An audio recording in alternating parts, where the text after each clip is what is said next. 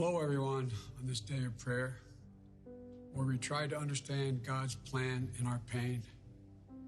To George's family and friends, Jill and I know the deep hole in your hearts when you bury a piece of your soul deep in this earth. As I've said to you privately, we know you will never feel the same again.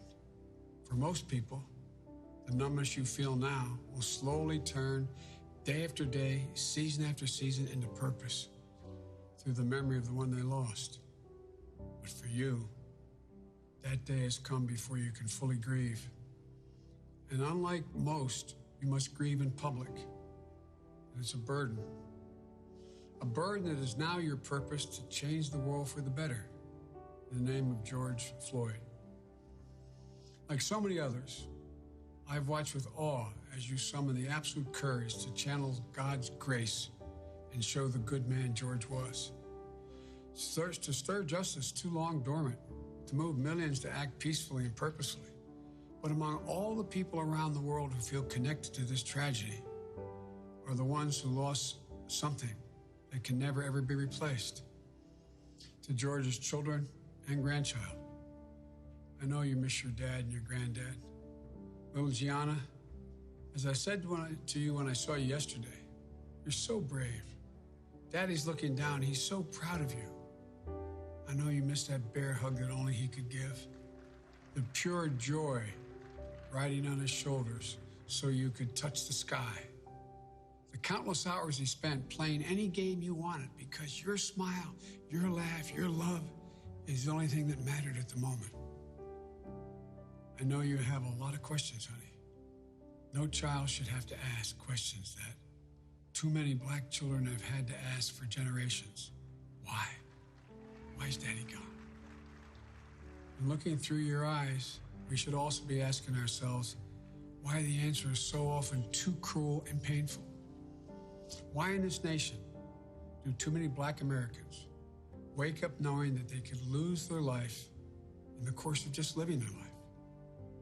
Why does justice not roll like a river, nor righteousness like a mighty stream?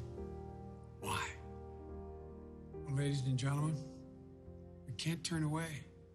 We must not turn away.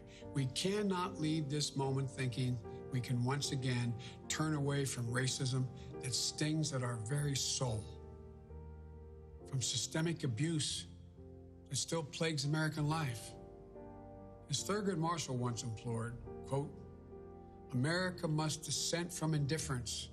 It must dissent from fear, the hatred, and the mistrust. We must dissent because America can do better, because America has no choice but to do better. I grew up with Catholic social doctrine, which taught me that faith without works is dead, and you will know us by what we do. Ladies and gentlemen, we've got to deal with the denial, the promise of this nation to so many people for so long.